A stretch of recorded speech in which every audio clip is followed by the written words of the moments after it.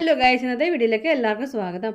ഇന്നത്തെ വീഡിയോയും ബാക്കി വന്ന ഒരു ചപ്പാത്തിയും കൊണ്ടൊരു ഈവനിങ് സ്നാക്സ്, കുഞ്ഞുങ്ങൾക്ക് ഇഷ്ടപ്പെടുന്ന ഒരു ഈവനിങ് സ്നാക്സുമായിട്ടാണ് ഞാൻ വന്നിരിക്കുന്നത്. ഇത് ബാക്കി അധികം വന്ന ചപ്പാത്തിയാണ്, അത് കളയണ്ടെന്ന് വിചാരിച്ച് ഞാനിന്ന് ഈവനിങ് സ്നാക്സായിട്ട് ഉണ്ടാക്കിയതാണ്.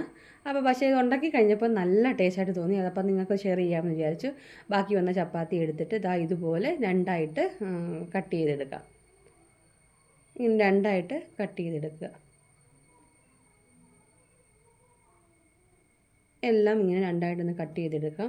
അതിനുശേഷം കുറച്ച് തേങ്ങ ചിരകിയതെടുക്കുക. അതിനുശേഷം അതിലേക്ക് ആവശ്യത്തിന് ശർക്കരയും കൂടെ, മധുരത്തിന് ആവശ്യമായ ശർക്കരയും കൂടെ ഇട്ട് കൊടുക്കുക. അതിനുശേഷം കുറച്ച് അവലും കൂടെ അതിലേക്ക് ഇട്ട് കൊടുക്കുക.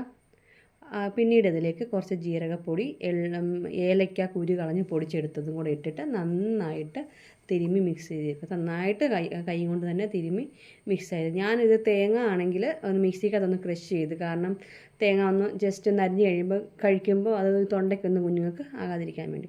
എന്നിട്ട് ഈ ചപ്പാത്തി എടുത്തിട്ട് ഇതുപോലെ അകത്തോട്ട് ഇത് വെച്ചിട്ട് ഇങ്ങനെ ഒന്ന് മടക്കിയിട്ട് ഒന്ന് പ്രസ് ചെയ്ത് കൊടുത്താൽ മതി. അത് അമങ്ങി ഇരുന്നോളൂ.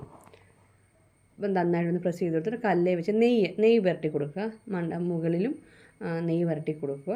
ശേഷം നന്നായിട്ടൊന്ന് മൂപ്പിച്ചിട്ട് നന്നായിട്ടൊന്ന് മൊരിഞ്ഞ് നെയ്യും പുരട്ടി എടുത്ത് കുഞ്ഞുങ്ങൾക്ക് സെർവ് ചെയ്യാനാണ്.